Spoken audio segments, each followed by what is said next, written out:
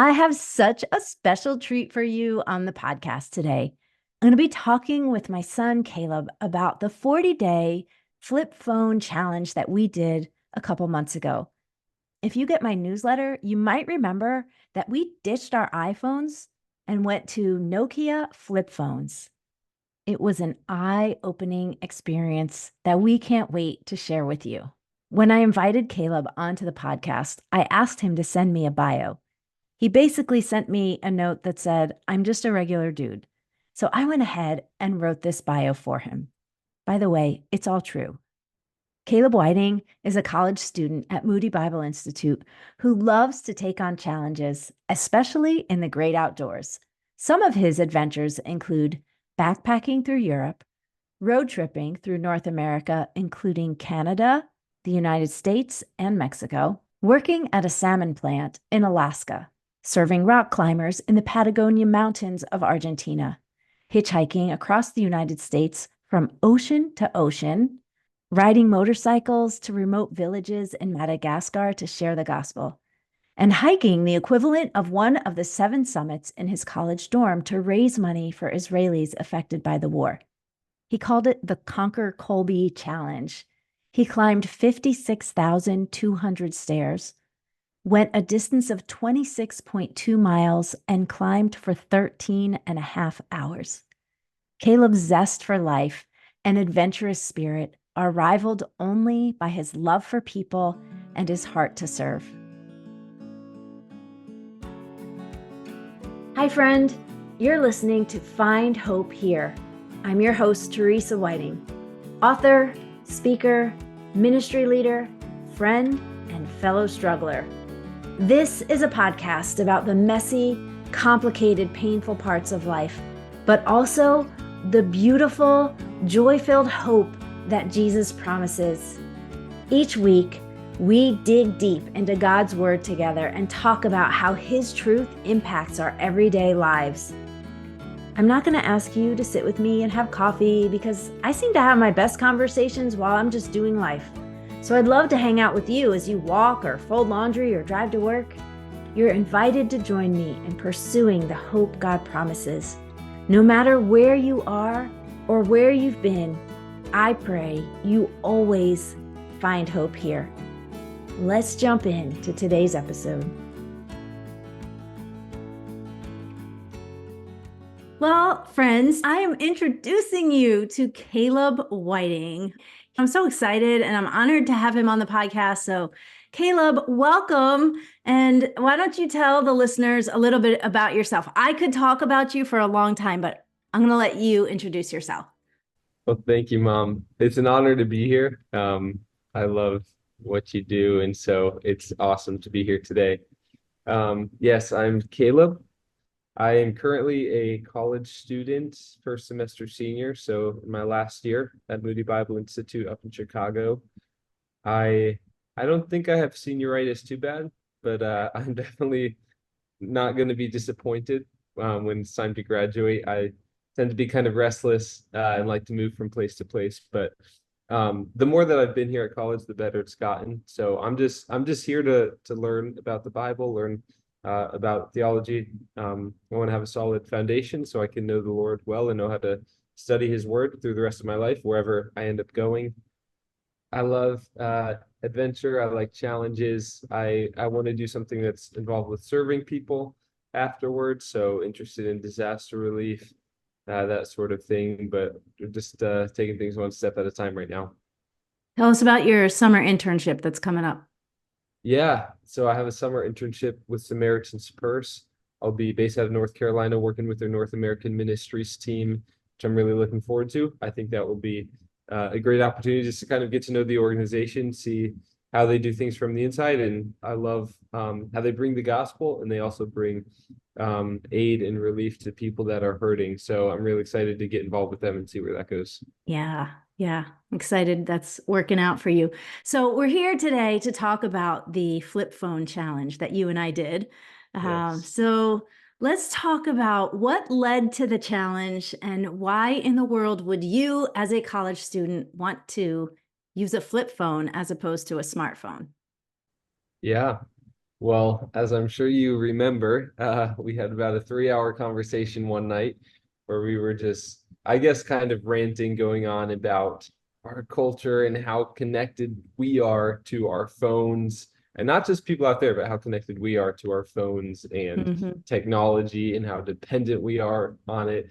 And how it kind of drives us crazy because we realize that it takes so much of our time and our attention away from the things that really matter and that are important to us. So, I think we were just throwing around ideas. The first idea was maybe a year. Thankfully, we changed that down to, I know, maybe we said a week and we kind of settled on 40 days. But probably for a lot of the same reasons that you were interested, just as an experiment, as what would happen if we did get rid of our smartphones for 40 days and did switch to a flip phone. But I think, I mean, I was just wondering what kind of benefits would this have? It's something I wanted to do, but it was hard for me to just do on my own. So I wouldn't have done it without you, Mom. So thank you for doing it with me and tell me a little bit about why you wanted to do this too. Yeah, same. I think I wouldn't have done the challenge by myself, so it was really fun to be able to do it together and to know I wasn't the only crazy person around. So we actually got matching phones. Let's show them our matching phones. Yes, They look like toys, right? they It's do. like And they it feel like literally toys. looks like a toy. For me, as we talked, one of the things that has always bothered me is I look at my screen time usually every Mhm. Sunday. And I was just seeing week after week after week, 24 hours, 30 hours, 32 hours. I'm like, what am I doing? I'm losing an entire day every single week to my phone. That's Wow. 52 days a year. Some of our family members were like, you guys aren't even on your phones a lot. If you compare us to the general public, we don't play Right. games. We're not on social Right. media. We're not doing all the things, but somehow all this time just got sucked away into my phone. I have this fantasy of just throwing my phone in the ocean or running it over with my car. But we didn't. We were like, okay, let's be reasonable. Let's figure out, can we do this? Can we live without a smartphone in 2024? So I'm curious, what did you notice when you first started? Wow. The first day, I felt like I had superpowers. I remember I took a walk outside and I was like everything looked brighter. Like the sky was more blue, the grass was more green. I felt like I could just hear birds singing that I didn't notice before. I remember I was walking down the street and I was like, I smell pine needles. Like there's not even pine trees. And I looked down and there were bunches of pine needles, like leftover Christmas decoration someone had had. And I was like, this is crazy. Like I feel like all of my senses were just expounded to some new level. I just felt like, wow, what have I been missing out on? I feel like that was kind of, the first few days was just noticing a lot Mm-hmm. more. Also noticing how much other people were stuck on their phones. Because when I had mine, it was almost normal because I would pull it out all the time and check it for things. But once that was taken away, I realized, wow, everyone is always on their phone everywhere. Even taking a walk to the dog park, half of the people who are walking their dogs have their AirPods in and they're listening to something. And I love listening to podcasts. We're here on a podcast. Right. Podcasts are great things. But I noticed even a few days before it started, I was at the grocery store and I was listening to something and I looked around and I noticed almost everyone had something in their ears. Which is just kind of crazy. It seems like everyone is always in their own world. And so it's really difficult to interact with other people because we're always off doing our own thing, even when we're together. And Mhm. so the first few days was just kind of like, wow, a breath of fresh air. Like I didn't realize how attached I was until I stepped away from it. What did you notice though? What was it like at the very beginning for I you? remember I remember my first day. I was driving in the car and obviously I didn't have my phone. I didn't have directions, so I was going old school, printing out MapQuest, and I felt the same thing. Like I was looking around as I was driving. I didn't have anything to listen to. So I was just driving and I was noticing like these places that I've been before, I was noticing landmarks that I hadn't seen before. The fact that there were cows out there grazing, and I'm like, oh, I never even knew that there were cows around here. So just all these little things that I hadn't noticed before because I was always distracted. Even if I wasn't looking at my phone while I was driving, I was listening, I was thinking about other things. What were some of the challenges for you? Yeah, texting is definitely annoying, just so annoying on flip phones because you can't speak a text. It's just not nearly as fast. It probably takes 5 times the amount of time to send a text message. I think one of my biggest concerns was being without the map feature. Um, because although our flip phones did have maps, I think we both realized pretty quickly that they were completely insufficient and really didn't work at all. But it was actually really interesting because I think we started on a Wednesday. A few days later, it was Sunday, and I said, "Okay, I'm driving to church today." Mind you, I've been going to this church for almost a year now, and I realized I don't think I know how to get to church without my maps, without my phone. And I realized how ridiculous that was because I've been going here for so long. So I looked at directions on the computer, I wrote them down, and I still got lost. I still went the wrong way, and I still ended up getting to church 30 minutes late. And I was like, well, I guess that says something. That maps are helpful. But by the time I got back from church, I knew how to get there. I realized it's actually really simple. I'm only taking 5 roads. I only have to make like 4 turns. And the next Sunday I drove there, I didn't even have to use my maps. And now I know how to get to my church. And it only took that one time. And it made Right? me realize how dependent I am on my phone. So Yeah, I yeah. noticed that too. One of the things that I realized right away is that I was constantly reaching. Like I would reach for my phone and then I'd be like, oh, there's nothing to do with this thing. Right. Um, and another thing that I missed was, hey Siri, call Greg. I did miss Hmm. that. And the amount of time that it took to send a text. But I Yeah. also realized, okay, so I'm spending 5 minutes sending a text that could take me like 2 minutes, but I'm not spending 8 to 10 hours on my phone either. So I feel like the trade off was inconvenience for time. And I Yeah. think I liked having the time. There were some things that were frustrating, things Right. that were annoying, but there were also things that we both really liked. So, what were some of the Yes. things you found that you loved? I felt like I had so much freedom. I almost felt it's too strong to say enslaved to my phone. But I did feel like I was missing something if I didn't have it, like I was gonna miss out on something. But because there's really nothing to do on a flip phone except for make texts and phone calls, I would only look at it maybe 5 times a day. I would pull it out compared to, I don't know, the 50 times I would pick up my phone Mm-hmm. before that. And and so I just felt a level of freedom. Like I wasn't attached. I never had it in my pocket. I always just kept it in my backpack. And I would check it a few times a day. But I never had that almost that like FOMO anxiety of I need to check my phone. What if there's something going on? And so I think that was the biggest thing that I liked about it. If I needed to get in touch with someone, I would get in touch with them. And a few times a day, I would check to see if someone needed to get in touch with me.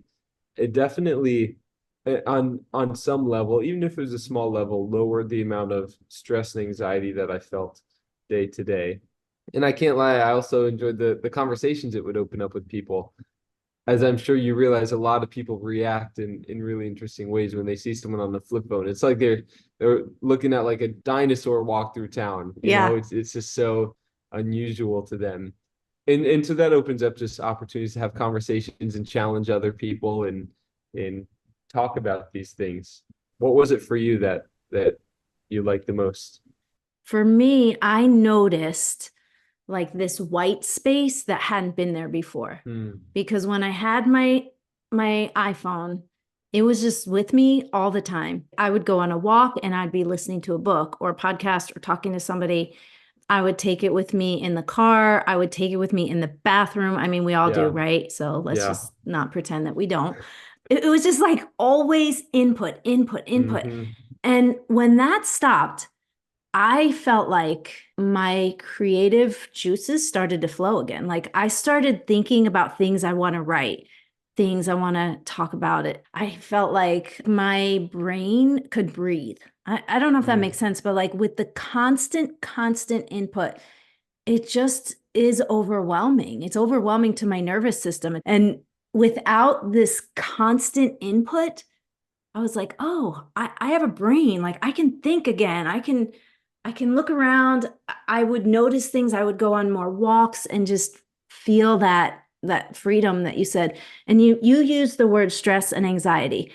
Nobody needs to do a scientific study to tell us that our phones are causing a lot of stress and anxiety. And they are now. They're coming out with all the studies and they're saying, this is damaging to us, the things that we're doing, being constantly connected. It's not healthy for our bodies, our minds, our souls, our relationships. But I don't think you need to a scientific experiment. I think we all, if we're honest, we feel that, we see it, we know it. Do you have any good stories? I love hearing you tell stories. Do you have a story about life with a smartphone? Yeah, it's easy to, especially in this conversation, and getting excited about the benefits of downgrading to just say, oh, smartphones are the worst and they make us stressed and anxious and they take away all our time. But there certainly are benefits. One thing that I was reminded of was when I was out in California on a road trip with my friend, and you called me and you said, I just had lunch with this woman and her nephew is walking across America right now. And you told me his name, and I thought that was just the coolest thing I ever heard. So at the time, I had Instagram, and so I looked him up and I messaged him and I asked him, is there any chance me and my friend can join you as you walk across your last state, as you walk across California? And we ended up taking a bus out to the middle of California and walking with Josh Sherling, who's a complete legend, walked across the entire country on his own 2 feet from ocean to ocean. We got to walk with him his last 100 miles or so, and it was some of the like most fun like 2 weeks of our life. And I don't know if that would have happened if I wasn't able to connect with him through Instagram. Mm-hmm. And so one thing I've been thinking about lately, and I've been taking a poll of people to try to find out how many meaningful relationships in their life would they have missed out on if they didn't have a smartphone or social media, or how many experiences would they have missed out on. And for most people, I've been finding it's actually either none or very, very, very few. That was one that I thought of that, oh, if I didn't have my smartphone, maybe I would have missed out on this. Um, so there are certainly some positive things like that. As we're talking about adventures and phones, I know that after you met Josh, you had an adventure of your own where you decided you were going to hitchhike from ocean to ocean. And you did it without a smartphone, like you did it with a dumb phone. Can you tell us a little bit about that adventure? First of all, why did you choose to do it that way? Why did you choose to go with a dumb phone? And then also, do you think it changed what your experience might have been, and if so, in what way? Yeah. So to the first question, I wanted to do it that way because I wanted it to be like an old-fashioned adventure. I worked as a lifeguard in high school, and sometimes at 5:30 in the morning, I'd be sitting on the side of the hot tub listening to retirees tell me about their life, and they'd ask me what I was doing when I graduated high school. I had no intentions of going to college. I just wanted to travel and go on adventures, and that would spark them to tell me, oh, when I was your age, I did this. I hitchhiked here. I went on this journey. Or some people would say, I just I never did anything like that. I was just so caught up in the next thing to next thing to next thing. And I really wish I would have taken some time to travel or to go on an adventure. But that having those conversations and then meeting people like Josh inspired me to think, wow, I would love to have an adventure where I'm not dependent on technology, but it's just me and the road and just, my thumb and heading west and just meeting people and seeing what it's like to hitchhike across the country. I almost feel like that's a classic American journey or road trip, or at least that it used to be, but you never hear about people doing that type of thing anymore. And so, in an effort to make it more of an authentic experience, I left my phone. And to appease you, I bought a flip phone, of course, so I could call you Yes. and let you know I was okay. Um, So do you think it would have been a different experience if you had gone with a smartphone? yes, I think there would have been positives and negatives to it. I think the only positive aspect of if I had a smartphone is number one, I wouldn't have been afraid to get so off trail. I was taking Interstate 10 from Jacksonville, Florida to Los Angeles, and in my mind, I can just stay on this one road, easy peasy. As long as I don't get off track, I'll be fine because I don't have a map. I don't have any way to get back on track if I do get off track. And so I was scared of going off track, which may have kept me from being willing to, take an excursion away from Interstate 10. And if I had a smartphone, I wouldn't have been concerned because I could just look it up on maps and figure that out easy. However, I think there were more positives to it because I think if I was going and, maybe vlogging about it or posting on social media, I think it would have tainted the interactions I had with people because you act differently if you're in a car with someone and you're just driving somewhere talking. But if there's a camera on and you're being recorded, you want the whole world to think that, you're kind and you're amazing and hospitable. And I didn't want that to be the case. I didn't want people to be influenced in the way that they were acting because I was filming or recording the journey. Although people were surprised I wasn't. People would say, "Oh, are you a YouTuber? How are you documenting this?" Because I guess it's just expected with a trip like that. So after this experiment, tell us honestly if you think it's realistic for people to live without a smartphone in today's society. It's certainly realistic, but it's also certainly inconvenient. As we both noticed over the last 40 days, everything is catered to people with a smartphone because it's expected that everyone will have a smartphone. Mm-hmm. I got wedding invitations that had a QR code on them, which is the only way to access the website. Uh, I remember you told me our Wi-Fi went out, and you couldn't even change the Wi-Fi without downloading an app on the, and you couldn't download the app on that phone.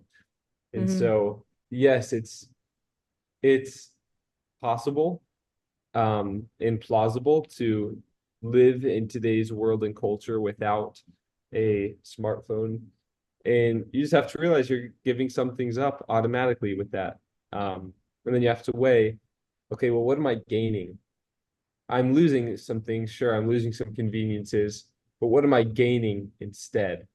Um, I think I need to realize anytime I say yes to something, I'm automatically saying no to everything else, right? Yes. So if I'm saying yes to my smartphone and these tools and this access to everything, that means I'm also saying no to maybe a lot of spontaneous adventures that I wouldn't have if I had a smartphone because I've got my maps up and I've got my set direction. I know exactly where I'm going and what I'm doing, or just relationships that I would miss out on. Um, it was, I think, the Sunday after we began, I was walking back from the dining room after eating lunch to my apartment, and normally I probably would have, headphones in, my AirPods, just listening to a podcast or something, maybe Right. checking for text. But I didn't because I had my flip phone and it was just I don't even think it was in my pocket. I normally just left it in my room. And there was a guy pulled over right outside our school and I noticed he had to sit up and I just was like, oh, I something's going on there. So I said, hey, is everything all right? Do you need to jump? He was like, yes, my battery died. The jump would be super helpful. So, and my car was right there. I just parked it from church. So I grabbed it, went down, jumped it, 5-minute thing. Didn't take a long time at all.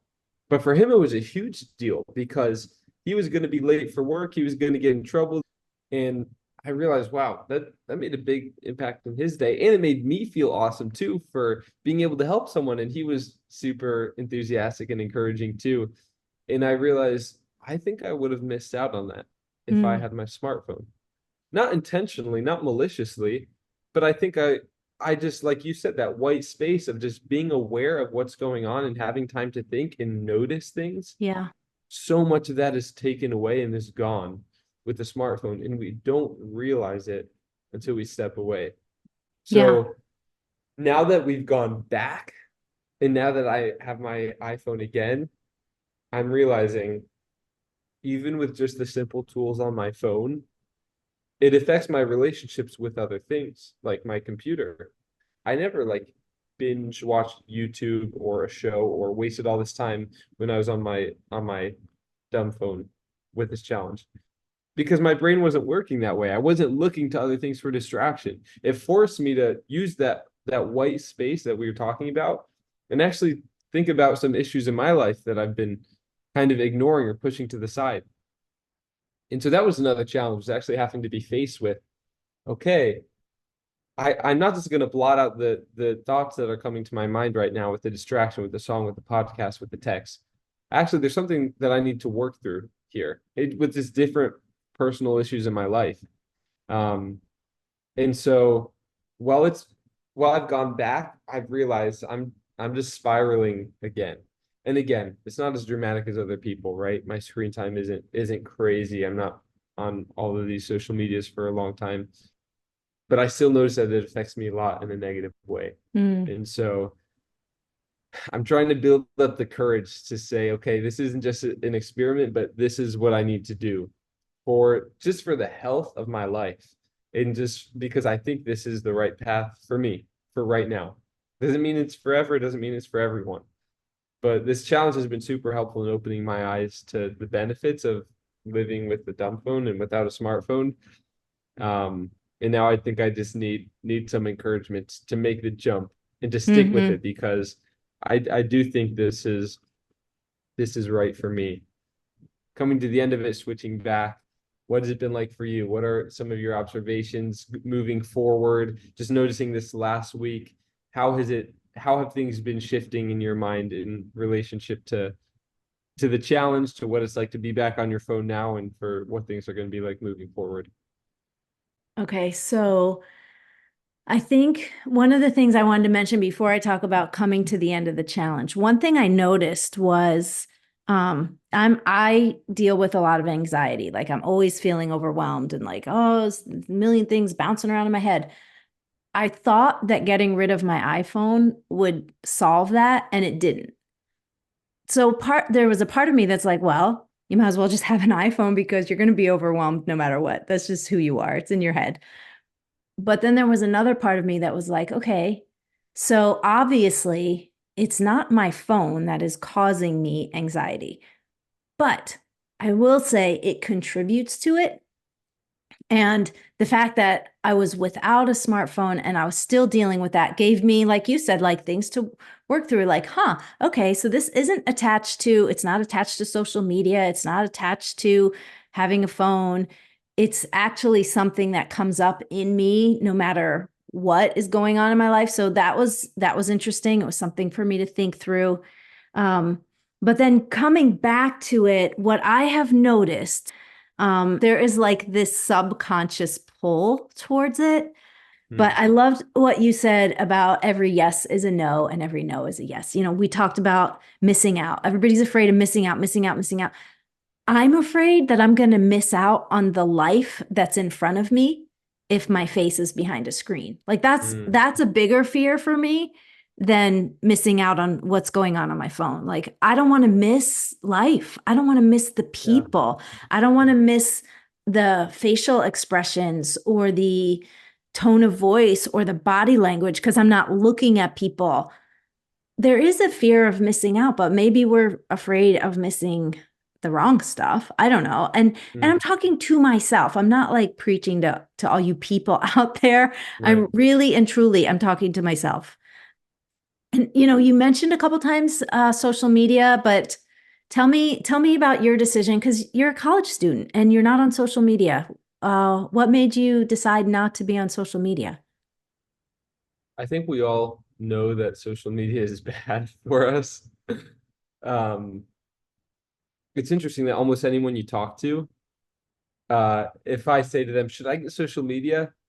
They'll say, no, don't do it, even though they have it. We Wow. we all know, like I've been having this conversation with people the last few days, and everyone's saying, no, don't do it. Yeah, I have it, but don't do it. We all know that it makes us compare ourselves to other people. We know that it creates FOMO, and I think it also creates a false sense of connection because we feel, okay, I know what's happening in everyone's life. We're good, we're connected. But it doesn't seem like a genuine connection to me. And there's something to be said about that. Like there are a lot of people in my life right now that I don't really know where they are or what they're doing.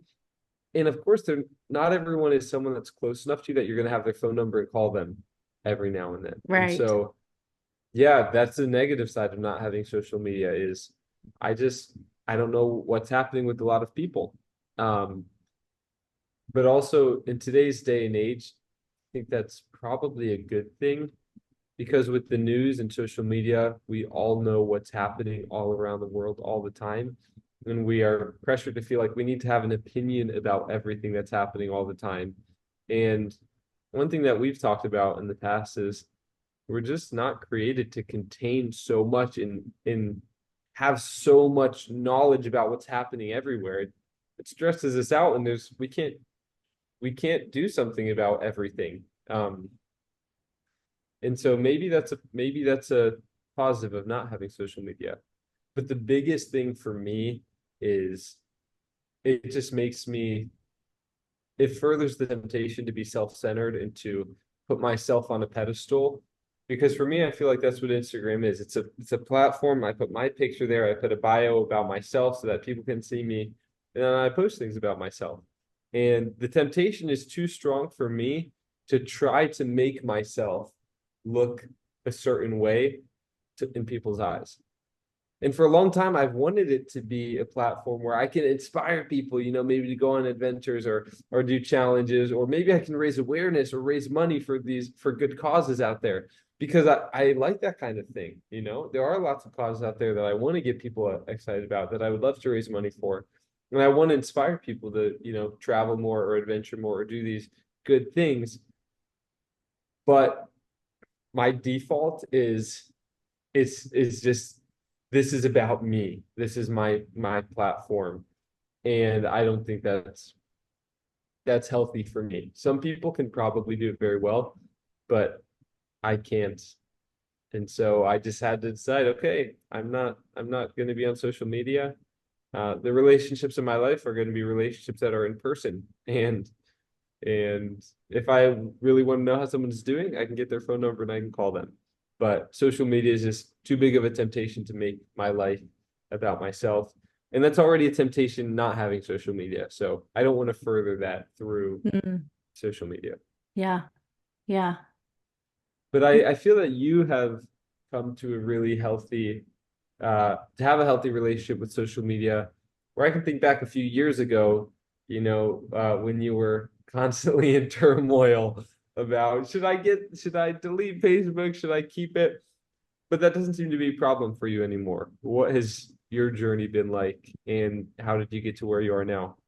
Yes. So you're remembering the days of us sitting on the couch. I remember one night you're Yes. like, "Give me your phone," and you deleted my Facebook page. And I literally woke up in the morning having a panic attack. I was like, I can't be without Facebook. I mean, like so crazy. Um, I'll tell you, Instagram, I never could do it. I tried like three separate times to do Instagram because I'm a writer and I'm a speaker. And in this industry, quote unquote, you have to have a platform. I mean, the first question any publisher asks is, what are your platform numbers? That's the first and the most important question. And if you don't have 55,000 followers or 100,000 followers, you can just forget the idea of ever writing or publishing anything traditionally. So it was a big, like there's a big temptation of like I have to do this. I don't have a choice. And I finally came to say, I guess I'm never going to be traditionally published because I can't do that and do the deep work necessary. I love Cal Newport's books, Deep Work and Digital Minimalism, because he talks about how our brain capacity, like we can't do deep work when we're being distracted all day long. Mm, And that's what I think social media does. That's what our phones do. And so for me, Instagram, I tried it. Every time I got on, I would just spiral into this dark hole of comparison, and I have nothing to say, and everybody else is saying it better, and they're bigger and they're more important, and I just need to be quiet and go home. So Instagram, I think I have an Instagram, but I have not posted one thing on it, and I don't plan to. And I follow my three daughters and my niece. That's it. And I don't even look at it on a regular basis. I don't have the app. I just every once in a while I'll look, and there's a big part of me that's like, why do you have that? And just get rid of it. Facebook, I do have a Facebook account, but I haven't been active on it. And I also unfollowed everybody. And I put a Chrome extension on my laptop that is basically when you go on to Facebook, it doesn't show a feed. There's no feed. It just has like a little inspirational quote. So I sometimes get on there because I'm connected in a writers group, and I'm in a podcasting group, and I'm in a speakers group. So sometimes I have a question like, hey, you know, I don't know, how do you get an ISBN number? Or what do you do for this? Or whatever. It's just some kind of like technical or question like that. So I do occasionally get on there, but it doesn't have the hold on me that it used to. Like I'm not posting regularly. I'm not stressing out about it. I guess I feel like I don't need it. I'm not depending on that to build a platform because that's not my goal anymore. Like I kind of, when I was first in this writing group that I'm in, there was all this information like you need to build a platform. Like that was the mantra of like you must build a platform, build a platform. And when I finally realized like no, like no, I'm not doing that. I'm going to do the work that I think I'm supposed to be doing. I will put it out there. So I do have a podcast. I am actually recording video, and I've been recording video. So I'm starting to put these on YouTube, but I'm not looking at that as like, oh, I'm building a platform. It's just like, no, I have this stuff. I'm going to share it. Um, I will also say this. I really don't like what it breeds in people. And so I don't want to be part of the system, if you will. Like, yeah. I feel like if I put stuff on Instagram and Facebook all the time, then I'm directing people like, hey, go onto Instagram and go onto Facebook and get sucked into this endless scroll that makes you feel like a worm by the end of the day. And I'm like, why would I want to do that to people? So, Yeah. um, For people that might be wondering, what was the Chrome extension that kind of helped you with the Facebook? oh, it's called the Facebook Newsfeed Eradicator. And I can Oh, I can put that in the show notes too. yeah. And another one that helped me, it's called Unhook. Where I waste time is on YouTube. And so you can literally just shut off everything so that you're not seeing any suggestions.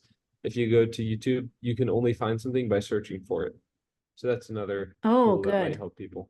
I'll put that in. I'll put that in too. That's awesome. Um, would you say that this experiment affected your relationship with other people or with God in any way? Yes. As far as my relationship with other people, I think it has, and not in any drastic way, but I think it has made me more present with other people. I'm less likely to look at my phone during a conversation. There's not as much just going on in my brain all the time, which I think helps in relationships and just being present, being able to focus on who you're talking to and what you're talking about. So I think it did help in a positive way in my relationships and in my relationship with God. I think it was a good thing as well. The very first few days, were just kind of this crazy, wow, everything is amazing. And that fades and you adjust. And and now it's normal. Um, Although I think it is a different normal um, when we were doing the challenge. And I think one of those things was that forced me to just kind of think about things and wrestle with things that I don't want to think about and wrestle with because they're hard. We all have hard things in our life that we just want to push off for another time. But during the last 40 days, I can look back, and I don't think I actually realized this until now. Um, but I can look back and say, oh, that was something that I thought a lot about and worked on and prayed about a lot during this time. I think also what you mentioned, we wake up and the first thing most of us do is check our phone. It was true of me, but not when I had my Nokia because what am I going to do, you know? And so for the majority of that 40-day challenge we did, I was spending time with the Lord in the morning first thing rather than checking my phone. And so I think that had a positive impact as well. And then is there a passage of scripture that motivates you to be less digitally connected? Yeah. The passage that came to mind is First Peter 4:7, which says, "The end of all things is at hand. Therefore, be self-controlled and sober-minded for the sake of your prayers." The reason this verse came to mind was, well, certainly I can struggle with self-control when it comes to my phone and my relationship with technology. The sober-minded piece is what stuck out to me more because being so connected to technology, it can just kind of take over our brain and we don't even realize it, that there is just a constant input of our own doing. In the morning, first thing I would do is, okay, maybe I have my time with the Lord and then I'll put on music, even if it's worship music, which is a good thing while I'm eating breakfast, cleaning my room, getting ready for the day. Or I'm taking a walk, putting on a podcast. It just constant noise and input and distractions, I think, is one thing that can keep us from being sober minded. And right after that, he says, sober minded for what purpose? For the sake of your prayers.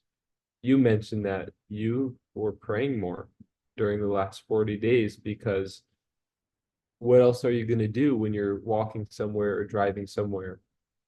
This specific verse that this addressing the church, talking about how the end of all things is at hand. Like, we're living in a day and age when there's a lot of crazy stuff happening in the world. And we don't know when, but Jesus is going to come back soon. And there's work to be done. God has given all of us some mission in his plan of world redemption. Some of us, like me, are still figuring out what that is and wondering and asking him.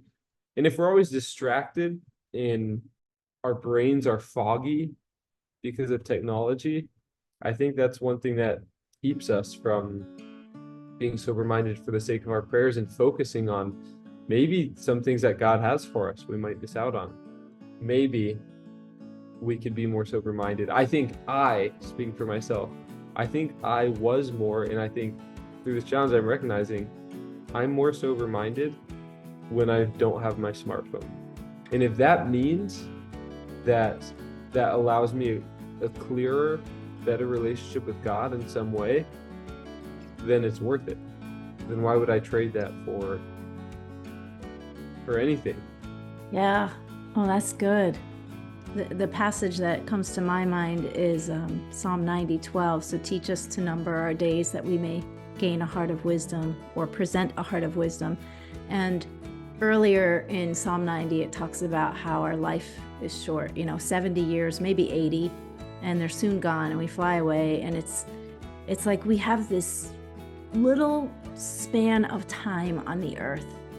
And I look at the hours and hours and hours I have spent on my smartphone, and I just think, is that how I want to spend my days? Is that how I want to spend my hours?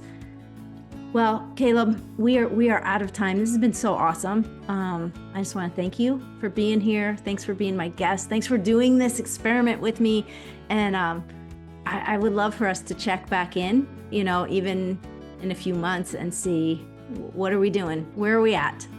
Yeah, I would love that. Well, it's been so fun talking with you, Mom. Thanks for doing this challenge with me. Wasn't that so much fun? I'm so glad you had the opportunity to meet Caleb. By the way, if you haven't heard yet, I am also uploading these podcast episodes to YouTube. So there's a link in the show notes. Thanks for hanging out with me today on Find Hope Here. To find anything we mentioned on the episode, go to teresawhiding.com/listen, and that's where you can find all the show notes. I want to leave you with this prayer from Romans 15:13. May the God of hope fill you with all joy and peace in believing, so that by the power of the Holy Spirit, you may abound in hope.